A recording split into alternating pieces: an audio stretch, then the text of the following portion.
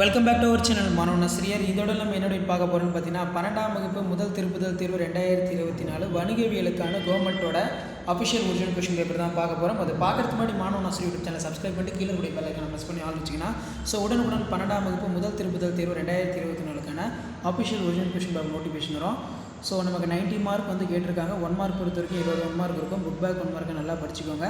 So இதில் இருக்கக்கூடிய 2 மதிப்பெண் வினாக்கெல்லாம் நல்லா பார்த்துக்கோங்க. தரகர் என்று அழைக்கப்படுபவர் யார்? பதவி உயர்வு என்றால் என்ன? கலப்படத்திற்கான 2 எடுத்துக்காட்டுகள் தருக. மாற்றுமுறை ஆவணம் என்றால் என்ன? தேசிய ஆவணத்தின் உறுப்பினர்கள் யாவர்? டிஜிட்டல் இந்தியாவை பற்றி குறிப்புவர் வருக. முழுநேர இயக்குனர் என்பவர் யார்? சந்தை என்றால் என்ன? 2ஆம் நிலை சந்தையின் விலை எவ்வாறு நிர்ணயிக்கப்படுகிறது? தனியார் மயமாக்கல் என்றால் என்ன?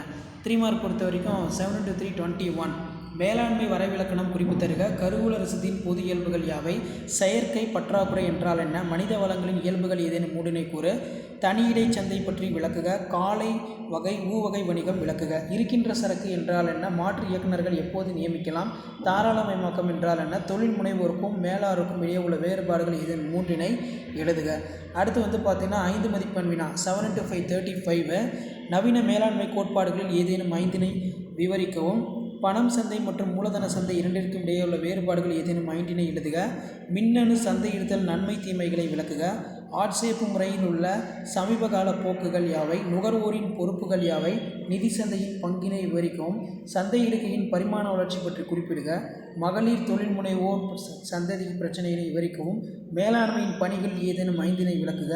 நுகர்வோர் பாதுகாப்பு சட்டம் 1986 நோக்கங்கள் யாவை? பங்குச்சந்தை பணிகளில் ஏதேனும் 5னை விவரிக்கவும். தாராளமயமாக்கலின் குறைபாடுகள் யாவை? பங்குச்சந்தைக்கும் கடனீடு பத்திரத்திற்கும் உள்ள வேறுபாடுகள் 5னை எழுது. தொழில் முனைவோர் வணிக பணிகளை கூறி விளக்குக. ஸோ இதான் வந்து பார்த்தீங்கன்னா 12ஆம் வகுப்பு முதல் திருப்புதல் தேர்வு 2024 வணிகவியலுக்கான கவர்மெண்ட்டோட official original question paper. Video படுத்த ஷேர் பண்ணுங்கள். மாணவ நாசர் யூடியூப் சேனல் சப்ஸ்கிரைப் பண்ணுங்கள். தேங்க்யூ.